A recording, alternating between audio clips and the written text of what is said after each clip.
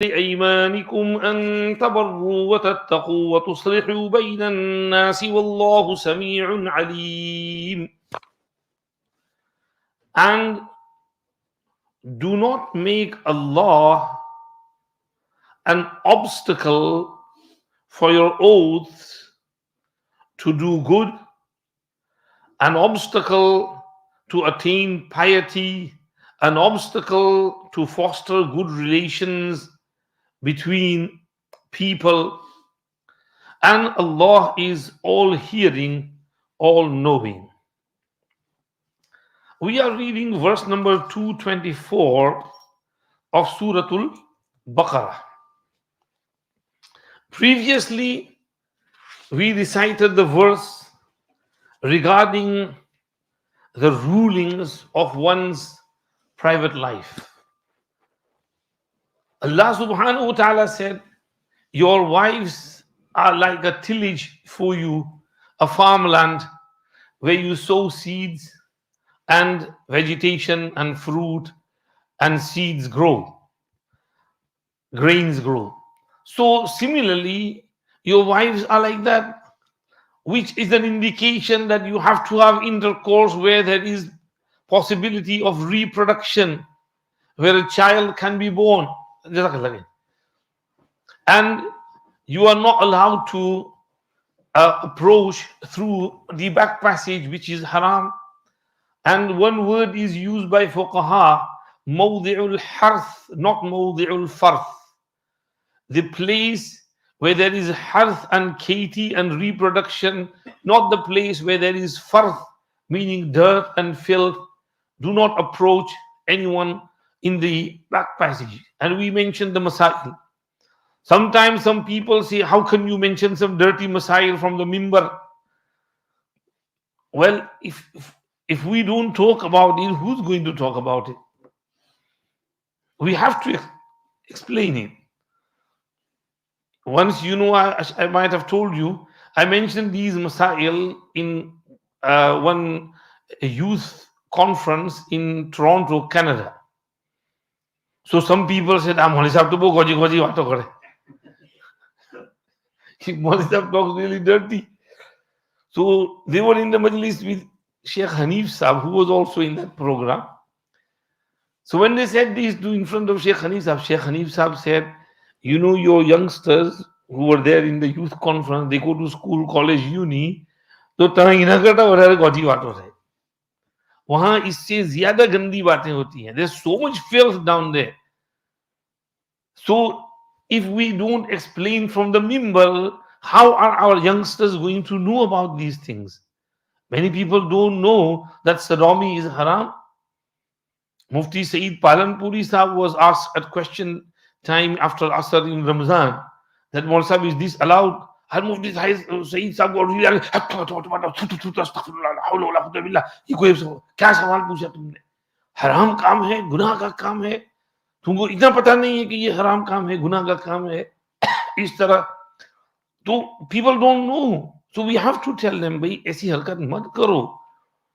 तो सिखाना पड़ता है. You have to teach, educate people. That's why we have to say these things. And I was only quoting from kitabs over here. I was reading from Ibn Kasir, Hadith Sharifa from here. And La ta'tul nisa fi adbarihinna. I quoted many hadiths here from over here. So in there, Allah subhanahu wa ta'ala mentions some masail of nikah. And after nikah, how should your private life be? How should you approach one another? And how should you live with one another? Do not approach the wife during her menstruation. Do not approach in the form of sodomy. And these masail were discussed. Now, sometimes in our married life, we have our ups and downs. And sometimes in an argument, we take a qassam. Allah ni qassam, I'm not going to do this. And then you say, I've taken a qassam, I'm not doing it. Now, it's something good, you're supposed to do it. Let's say, for example, the person said to the wife that, I've got few guests coming in on Saturday. Can you please cook for them? I'm not cooking it. I'm fed up, I'm sick and tired. And the husband said, please, I beg you. No, I'm not. Please. No, Allah custom. No, what you do? I'm not cooking. Now she said this custom. Now her husband says again, please, no, look, I've said custom. I'm not cooking. You can get from takeaway, you can get from elsewhere. I'm not cooking. Now there's a stalemate. Now the husband also gets angry. If he says something in anger, problem. So Allah Pak is saying to the wife in this case that don't make your qasam an obstacle from doing good stuff. Cooking, keeping your husband happy is good. So don't say, I've taken qasam, so I'm not cooking. Break your qasam, give kafara, and cook for your husband and his guests. And this is mentioned in ahadith. And in fact in Quranic ayat. Allah subhanahu wa ta'ala said, وَلَا يَأْتَلِ أُولُو الْفَضْلِ مِنْكُمْ وَالسَّعَةِ أَنْ يُؤْتُوا أُولِي الْقُرْبَى وَالْمَسَاكِينَ وَالْمُهَاجِرِينَ فِي سَبِيلِ اللَّهِ وَلْيَعْفُوا وَلْيَصْفَحُوا أَلَا تُحِبُّونَ أَنْ يَغْفِرَ اللَّهُ لَكُمْ وَاللَّهُ غَفُورٌ رَحِيمٌ. The story behind this, when the incident of Ifk happened, some people slandered Hazrat Aisha radiyallahu anha when she was separated from the caravan during one expedition. So some people said she did that deliberately. She stayed behind through Na'udhu Billah, commit lewdness with the Sahabi who was behind, Safwan ibn Mu'attal Sulami. And these rumors spread. And Nabi Pak Sallallahu Alaihi Wasallam was parishan for 1 month. And then Allah revealed the ayat of Surah An-Nur in which Allah declared that Aisha is innocent. Nothing like this happened. Allah sent down 10 verses in Quran for Hazrat Aisha radiyallahu anha. And Allah said, Inna alladhina ja'u bil ifki usbatum minkum. Ifk means tuhmat, accusation. Now, among those who were slandering her were the munafiqeen. They were at the forefront. And 3 Sahaba who were true believers, but sometimes, you get caught up in rumors. They also said something of this type. One of them was Mistah ibn Asasa, who was related to Hazrat Abu Bakr Siddiq radiyallahu anhu. Now, he also took part in there because sometimes gossip is juicy and you get involved in that juicy gossip. So he also got involved in it. Now, when Abu Bakr Siddiq radiyallahu anhu found this out, he was angry. And when Hazrat Aisha's innocence was declared, Abu Bakr Siddiq got all the more angry. And he said to Mistah, how dare you say this about my daughter? I've been supporting you, financing you. Abu Bakr used to spend on him. He used to give him monthly money and help him. He said, I've been supporting you and you betrayed me behind my back. You never thought of how I've helped you throughout all these years. And you did this to my daughter?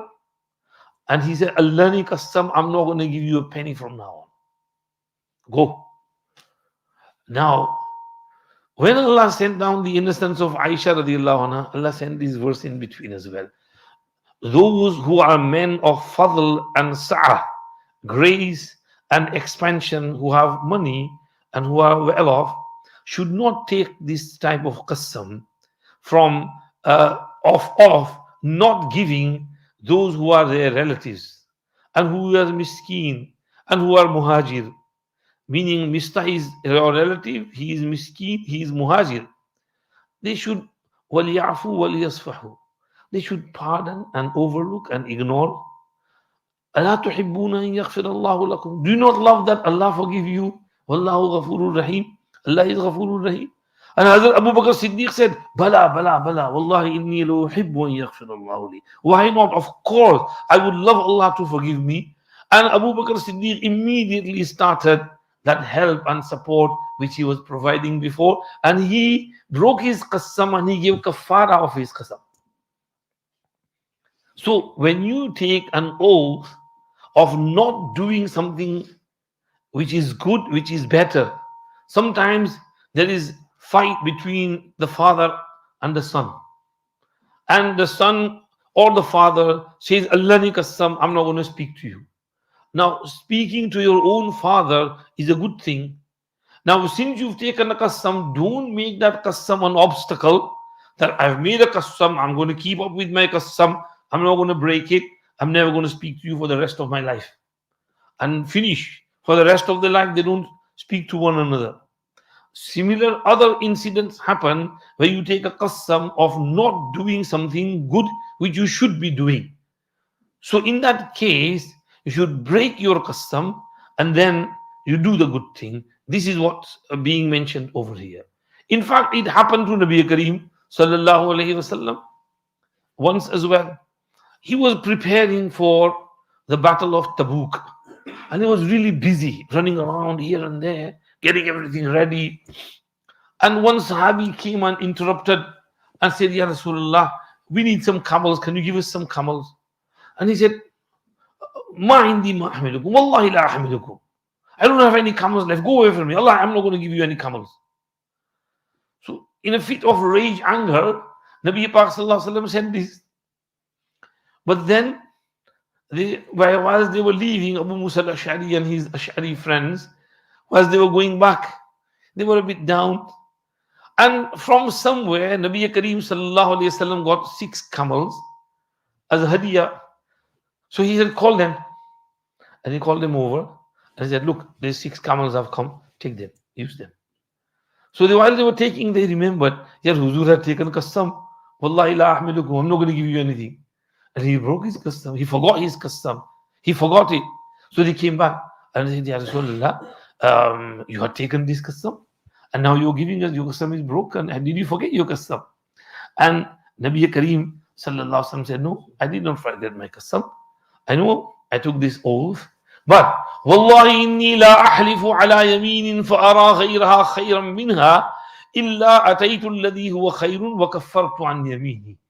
Wallah, I do not take an oath on some matter, then I see something which is better than that, but I will break my oath and give kafara and do the thing which is better for me. So he himself taught us that if this happens to us, we should not make our qasam an obstacle from doing the good thing, from having taqwa, from making amends and islah bainan nas. A third hadith is narrated here by Ibn Kathir that Nabi Kareem sallallahu alaihi wasallam said, لَأَنْ يَلَجَّ أَحَدُكُمْ فِي يَمِينِهِ آثَمُ لَهُ عِنْدَ اللَّهِ مِنْ أَنْ يُكَفِّرَ أو كما قال عليه السلام. That to be stubborn on your qasam and ziddi in a matter in which there is good, and to stay stubborn and not do that good is more sinful, is more cause of sin than breaking the qasam and doing the good thing. So being stubborn on that yameen is a greater sin than breaking the qasam and giving kafara of it.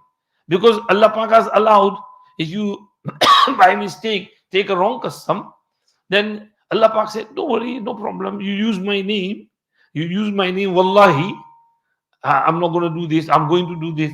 You used your name, my name, but Allah said, no problem, break your qasam, give kafara. Kafara means expiation. So the sin which was incurred because of breaking the qasam will be covered by the kafara which is given.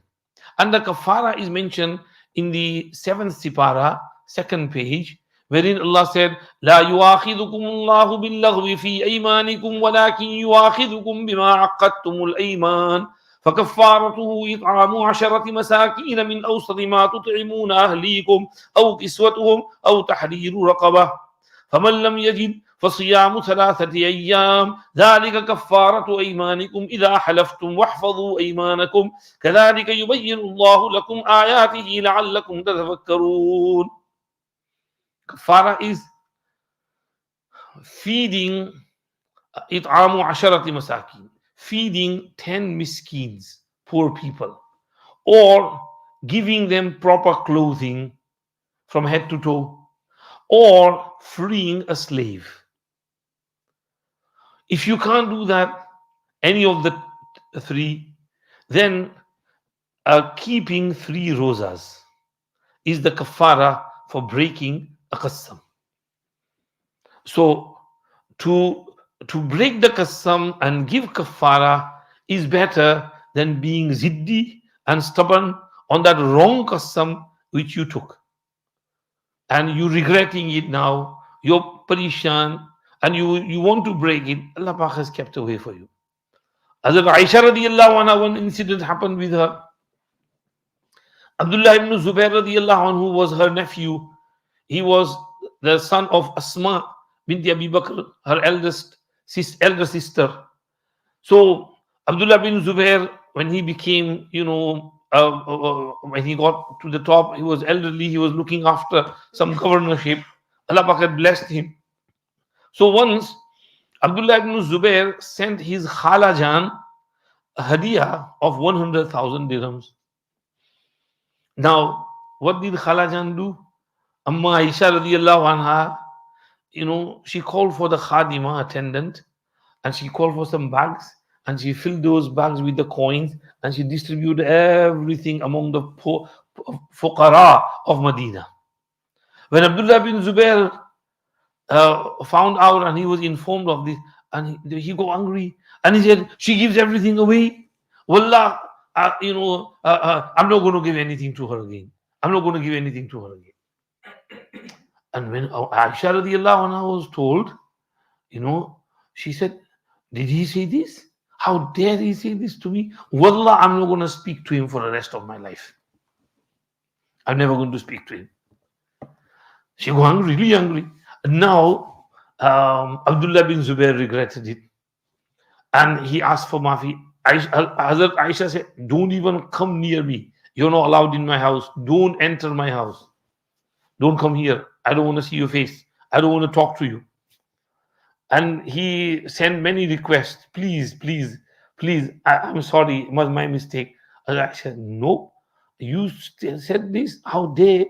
I brought you up. I did so much for you. And you are my eldest. I took you as my own son. In fact, Hazrat Aisha's kunniyat was Abdullah, based on Abdullah bin Zubair. Abdullah. She was called Abdullah. She used to love him so much. And you say this to me? She was really hurt. So time passed. Abdullah bin Zubair was really, really scared. Oh Allah, what did I do? And he thought of a healer. He said to 2 of his friends, somehow take me into her house and I'll do the rest. So they said, how? And he said, I'll tell you. She said they devised the scheme. Both of them, they came to Hazrat Aisha's house, and they had a long robe, sheet, chadar, in which they hid Abdullah bin Zubair. And they said, Mu'mineen, can we come in? And she said, okay. And they said, can all of us? And she said, yeah, all of you. Because she thought that when they mentioned this, there's 2 of them. So she said, yes, all of you. So they entered. Now Abdullah bin Zubair was hiding behind that robe. As soon as she allowed them in, he went in and he went behind the parda and he grabbed hold of her feet and he got her feet because he was mahram. He was nephew and she was his khala. And he started crying and sorry and apologizing. And Hazrat Aisha radiallahu anha's heart also softened. And she said, but I've taken a qasam, I'm not going to speak to you. But he said, but you can give kafara of that qasam. Please, please forgive me. Hazrat Aisha said, okay, I'll forgive you. I forgive you. And she forgave. Now she has to give kafara of her qasam. And in kafara, what was that? Freeing one slave, right? So she did not free just one slave. She freed one after the other, 40 slaves for breaking that qasam. This because it was a sin. I committed a sin. I have to give kafara. Allah said, one ghulam. She said, one ghulam, another one. She kept sacrificing. As she got gulams, she kept sacrificing for that qasam. So these were, Hazrat Aisha, so pious personality, never did any sin. I never committed any sin. And she said that this is a sin to use Allah's name for one's own purpose and then to abuse it. So she did give kafara. So Allah Pak said over here, وَلَا تَجْعَلُوا اللَّهَ عُرْضَةً لِأَيْمَانِكُمْ أَن تَبَرُّوا وَتَتَّقُوا وَتُصْلِحُوا بَيْنَ النَّاسِ. Do not make Allah's name, Allah, a urda. Urda means arz, to present, an obstacle for your oaths. Ayman, plural of yameen. From tabarru wa tattaqu wa tuslihu. From doing the good thing and from having taqwa and from making peace and reconciling between people. And know that Allah hears everything, Allah knows everything. Now, some points to note over here. Number one, Shani Nuzul. Anwarul Bayan states here from Asbabul Nuzul of Allama Jalaluddin Suyuti rahmatullahi alayhi that this verse was revealed in regards to Hazrat Abdullah ibn Rawaha radiyallahu anhu, when he took an oath not to visit, speak, nor mend ties with his sister-in-law when a dispute arose between the couple. So Allah subhanahu wa ta'ala revealed this ayat, and Abdullah ibn Rawaha went back to his sister-in-law and made up with her. Ibn Abbas narrates that this verse was revealed concerning some people who used to take oaths and not carry out oaths to not carry out some certain deeds. So Allah said, don't do that. Now, with regards to the oaths, Allah said, "Billaghwi fi aymanikum."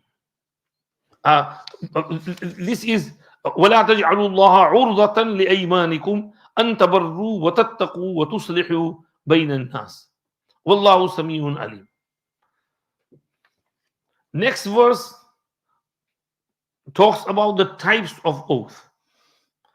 لا يؤاخذكم الله باللغو في أيمانكم ولكن يؤاخذكم بما كسبت قلوبكم والله غفور حليم. Allah will not take you to task for your lagw oaths, vain oaths. However, He will take you to task for what your hearts have earned, determined. Wallahu ghafurun halim. Allah is most forgiving, most clement, forbearing. Billaghwi fi aymanikum. Laghu qassam. Laghu means futile, bekar, vain. Laghu qassam. We said laghwiyat. So laghu qassam. What is laghu qassam? To understand this, we have to understand that there are three types of qassams. One is called yamine ghamus, the other is yamine lagh, and the third is yamine munaqida. Yamine ghamus is when a person takes a false oath regarding an action of the past. Like yesterday, last week, last month, Allah ni qasam, I did this, or Allah ni qasam, I did not do this. Allah ni qasam, he did this, she did this, they did this happened. Whereas in reality, he knows deep down his heart that he's lying. That never happened. Then that is called yamine ghamus. And ghamasa it means to dip your hand into water. And in those days, when taking qassam, they used to dip their hands in a bowl of water. And that would emphasize and strengthen the qassam and the oath which was being taken.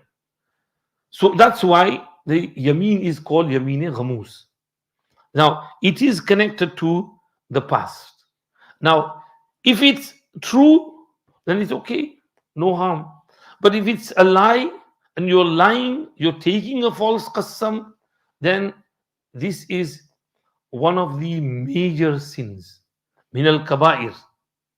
Min al-kaba'ir. It's regarded as a kabira and a major sin. In one hadith of Sahih Bukhari, Nabi Kareem sallallahu alayhi wasallam said, Among the major sins are shirk billah, uququl walidain, abusing and hurting the parents, and al yaminul ghamus, um, uh, yamine ghamus, false oaths. This is because through false oaths, a person can change many things. Like, for example, in the court of law, if he takes a false oath, a jutti qasam, right, then many times he takes other people's property in his possession and deprives the rightful owners from their possession. Like we see in cases of miras, inheritance, court cases happen, and people take jutti qasam and take someone else's property, right? And this is a huge, sin. Nabi Pak sallallahu alaihi wasallam said, "Man iqtata haqqa imri'in muslimin bi yaminihi, laqiya Allah wa huwa alayhi ghadban." Whoever usurps and takes qabza, control over the property of another person by false oath, will meet Allah on the day of Qiyamah whilst Allah is really angry with him. Sahabi asked, وَإِن كَانَ شَيْئًا يَسِيرًا, even if he was something trivial. And Nabi Pak sallallahu alaihi wasallam said, وَإِن قَذِيبًا مِنْ إِرَاكٍ, even if it was a miswak of pilu की मिसवाक, अगर झूठी कसम से वो भी ले लिया तो भी अल्लाह उससे मिलेंगे कि अल्लाह इस हाल में कि अल्लाह बहुत गुस्से होंगे उस पर. So imagine if pilu miswak, so if you take someone's miras or property, and especially it's your own brother and sister, and you're depriving them of their haqq, and you're taking over their possession, you're supposed to give them, le lo bhai, I don't want it, you take it. Give isar, preference. But rather than giving isar, you are taking false qasams, going to court, taking them to court, and taking over their properties. So this false qasam is a major sin. It's a huge crime. बहुत बड़ा गुनाह है, बहुत बड़ा गुनाह है. So we have to avoid yameen ghamus, false qasams at all instances.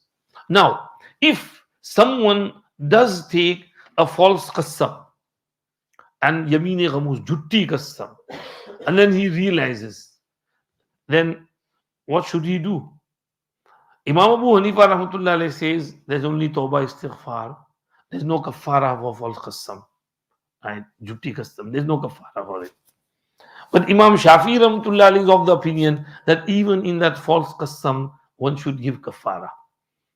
And Imam Abu Hanifa says the kafara verse uses the words وَلَكِنْ يُؤَاخِذُكُمْ بِمَا عَقَّدْتُمُ الْأَيْمَانِ, and عَقَّدْتُمُ الْأَيْمَانِ is connected to future, يَمِينَ مُنْعَقِيدَةً. So qasam will be only connected to what you say regarding future, that Allah ne qasam, I will do this. Then if you do it, you're okay. If you don't do it, your qasam is broken and you need to give kafara. But for past, if you say Allah ne qasam, this happened, Allah ne qasam, this is mine, Allah ne qasam, this is not his, Allah ne qasam, I bought it, it is mine, then you've used Allah's name, abused Allah's name. It's a major sin. You do tawbah, istighfar, repent, cry in front of Allah, make a firm intention never to take any jutti qasams again in future, and hope for forgiveness from Allah subhanahu wa ta'ala. Otherwise, there's no kafara for it, according to Imam Abu Hanifa rahmatullahi alayhi's opinion. This is one qasam. Number two, second type of qasam is yameen mun'aqidah, where a person takes a qasam regarding future. He swears by the name of Allah that Allah ne qasam, I'm going to do this, and Allah ne qasam, I'm going to do this, Allah ne qasam, I'm not going to do this, right? Now, if he breaks that qasam, he does not do that act. For example, he never had the intention of doing it. He just did it to trick the person, right? For example, it was some sale of some goods or a property or a car or something, and he said, Allah ni qasam, I'll sell you it. Or it was some money which was borrowed, and he says, Allah ni kasam, I'll give you it next week on Saturday. I'm going to get my payment on Friday, and your money will be with you. And the person says, say kasam, you will give me. Allah ni kasam, you will get it by Saturday. Now, he broke his kasam. He didn't give it by Saturday. What he said he will do, he did not do it. So this kasam about future is called yamine munaqida. If you break this type of kasam, then you will have to give kafara for it. If you give it by Saturday, no problem. Your kasam is intact. You said, why do you take Allah's kasam? To emphasize your statement that I'll definitely do this. And the other person believes you, but he's taken Allah's kasam, Allah's name. Allah is between us. So he used Allah's name. Now, if he does it, okay. If he doesn't do it, then, he broke and he abused Allah's name. That's why he has to give kafara of that sin. And in previous days, people would not take qasams like we do today. They would be really scared of using Allah's name.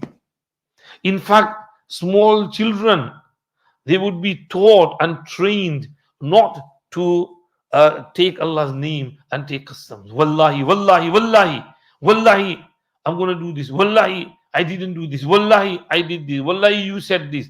Wallahi. Some people have a habit of saying wallahi, wallahi, wallahi, wallahi, as though is there taqiyya kalam. That's not right. But who says wallahi, wallahi a lot? A person who has a habit of lying. Because if you're truthful, you don't need to say wallahi. Right? But because you know you are dodgy, you're going to get caught. So in order to convince the other person, you say wallahi.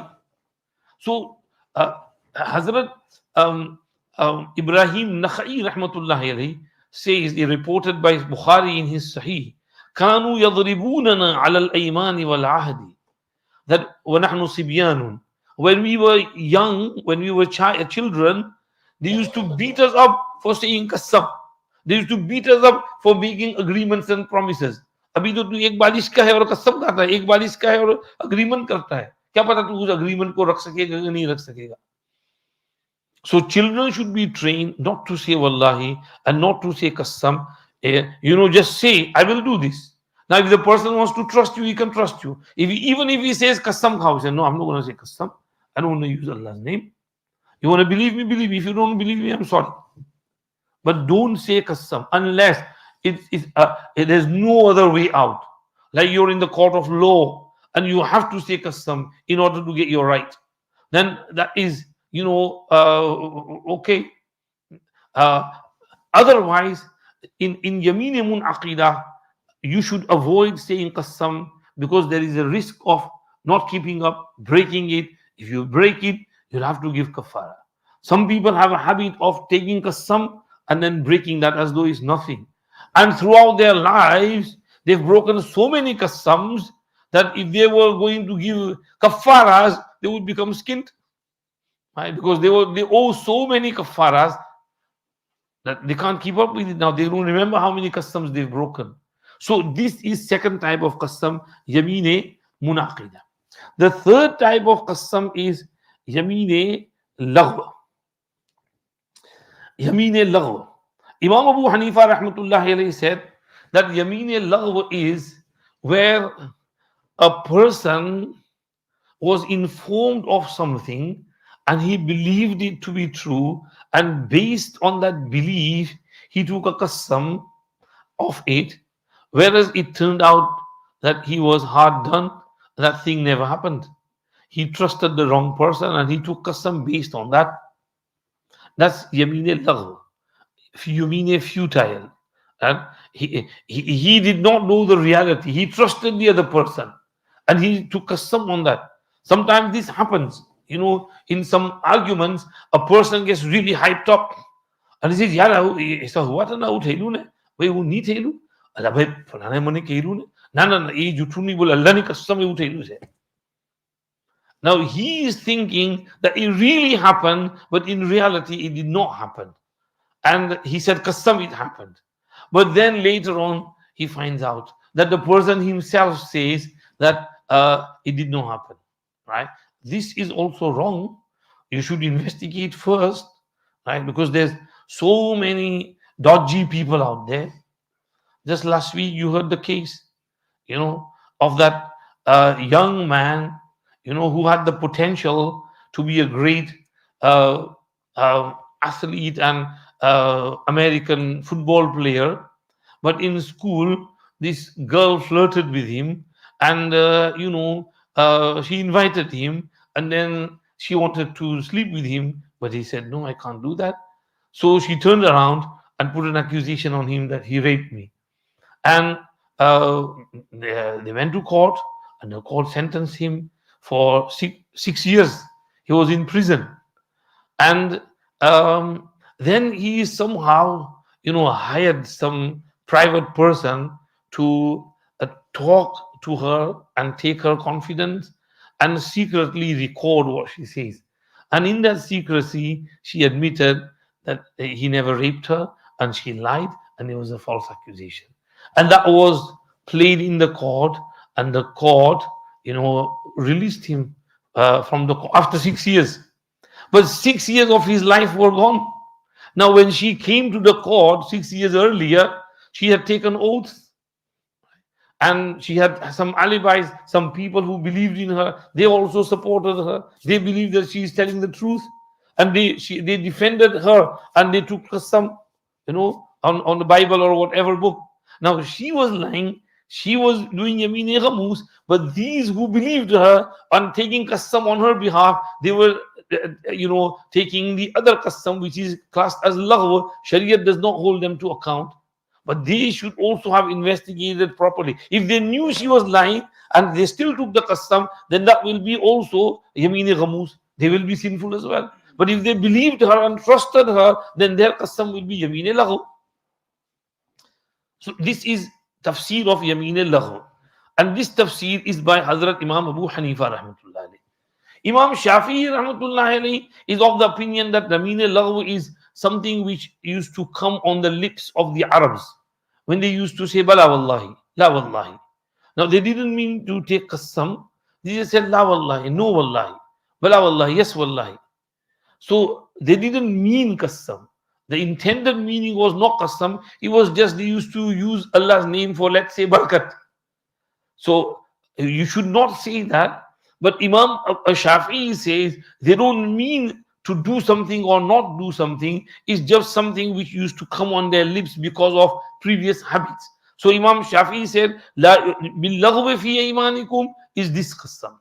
Whatever the tafsir of the lagh, both tafsir of Imam Abu Hanifa or tafsir of Hazrat Imam Shafi'i rahmatullahi alayhima, Allah is saying, La yu'akhidukumullahu bil-laghwi fi imanikum. Allah will not hold you to task, take you to task for your vain type of oaths which are futile, which have no basis and no reality behind them. وَلَكِنْ يُؤَخِذُكُمْ بِمَا كَسَبَتْ قُلُوبُكُمْ. Yes, however, He will take you to task for those qasam which your hearts have determined. Which your hearts have determined. Now this determination is regarding what? Past or future?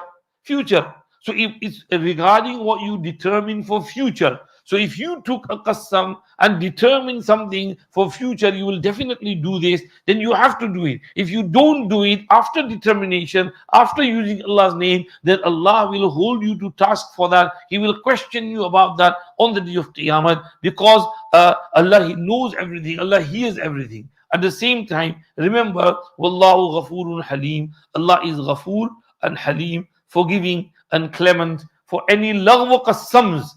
Bekar qasam, vain qasam, futile qasam he took, and then he realized that was not a reality. He was not at fault. So Allah is Ghafurun Halim. Allah will forgive. Allah is tolerant, patient. He doesn't hold people to account very quickly. He gives them time and respite. So this is the tafsir. Ibn Abbas and Mujahid and others have also said that Yameen al-Lagh is regarding those stuff that this is وَلَكِنْ يُؤَخِذُكُمْ بِمَا كَسَبَتْ قُلُوبُكُم. Anyway, bil-laghwi fi imanikum, both tafsir are narrated by Ibn Kathir as well.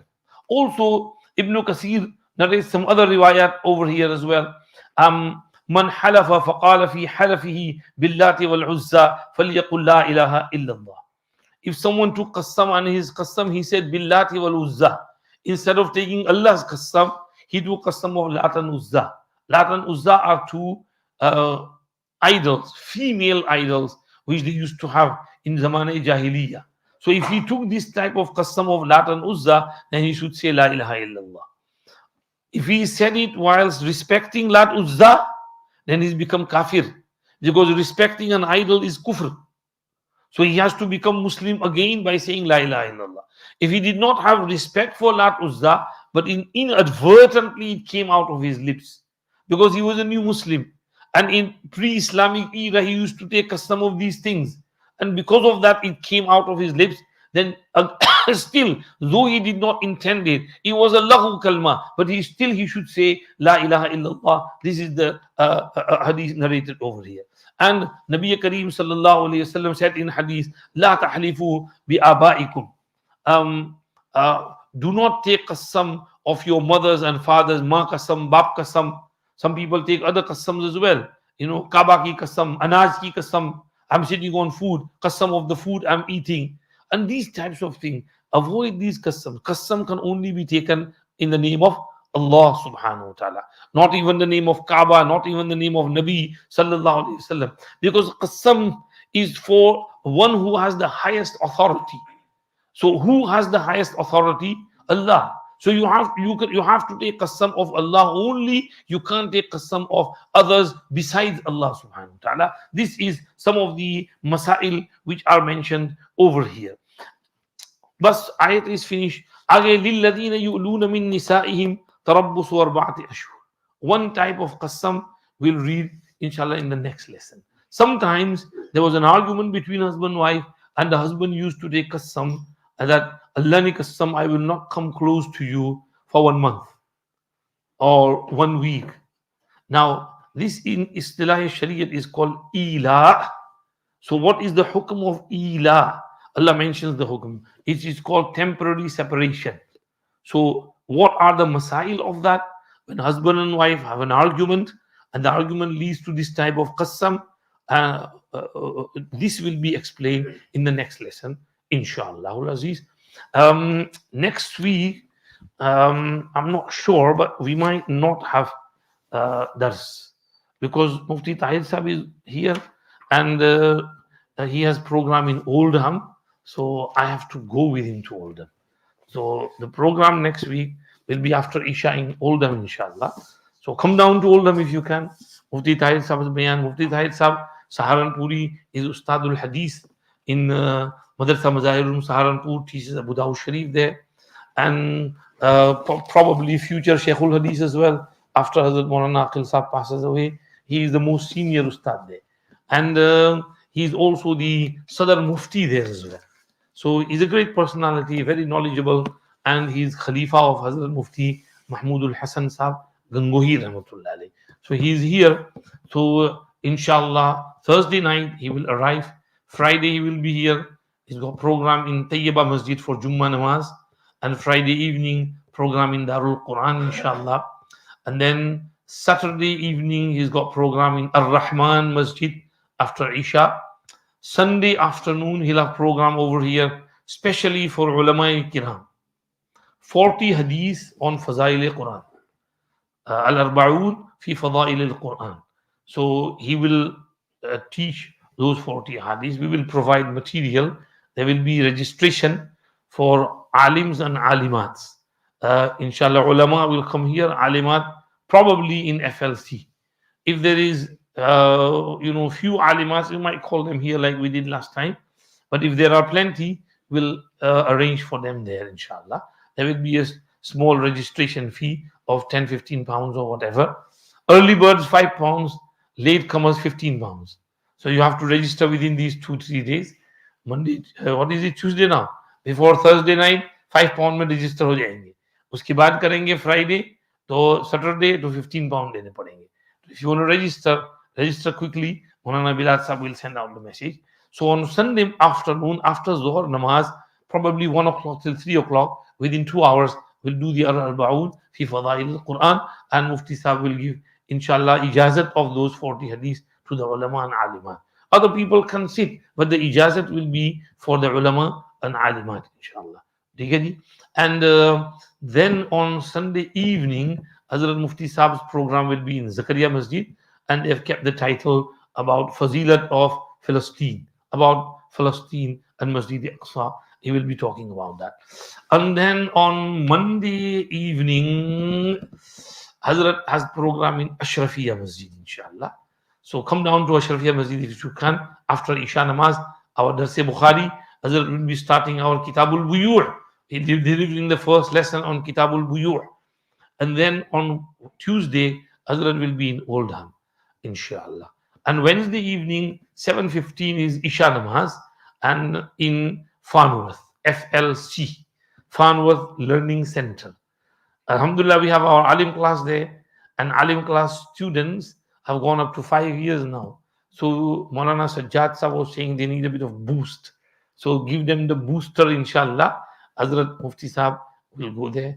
He will have a program for the students, and that will be his last programs. And then he will be moving on to maybe down south, I think, Leicester and Gloucester and Birmingham. So value those 5-6 days when he's here and come down, participate in those programs. Jazakumullah for attending, inshallah. So next week we will be in Oldham, and program online will be from Oldham, inshallah.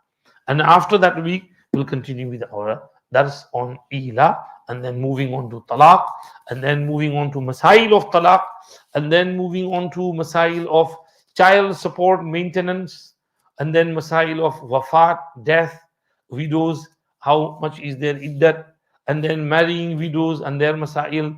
And this goes on to maybe 15th ruku, وَالَّذِينَ يُتَوَفَّوْنَ مِنْكُمْ وَيَذَرُونَ أَزْوَاجًا وَصِيَّةً لِأَزْوَاجِهِمْ until أَلَمْ تَرَ إِلَى الَّذِينَ خَرَجُوا مِنْ دِيَارِهِمْ وَهُمْ أُلُوفٌ حَذَرَ الْمَوْتِ. That's where these masail of our social life will come to an end, inshallah. So we will continue with them. Maybe here as well in Sha'ban last few days, and then inshallah maybe in Ramzan as well we'll continue with this, or maybe then after Ramzan. May Allah accept. May Allah be pleased with us. Subhanak Allahumma bihamdik. Nashhadu an la ilaha illa anta nastaghfiruka wa natubu ilayk. Parwardigar Alam, accept our sitting here. Give us the noor of Quran and Hadith, and the understanding of Quran and Hadith, and the ability to practice on the instructions of Quran and Hadith. And oh Allah, have mercy upon us, forgive us, have mercy upon the whole Ummah, forgive the whole Ummah. Oh Allah, give hidayat to the whole Ummah, protect the whole Ummah, do hifazat of the whole Ummah. Accept our dua, be pleased with us, give us all the good things which your beloved Nabi Sallallahu Alaihi Wasallam asked from you, protect us from all the evils from which he sought your protection. ربنا تقبل منا إنك أنت السميع العليم وتب علينا إنك أنت التواب الرحيم. صلى الله وسلم على سيدنا محمد وآله وصحبه أجمعين برحمتك يا رب العالمين.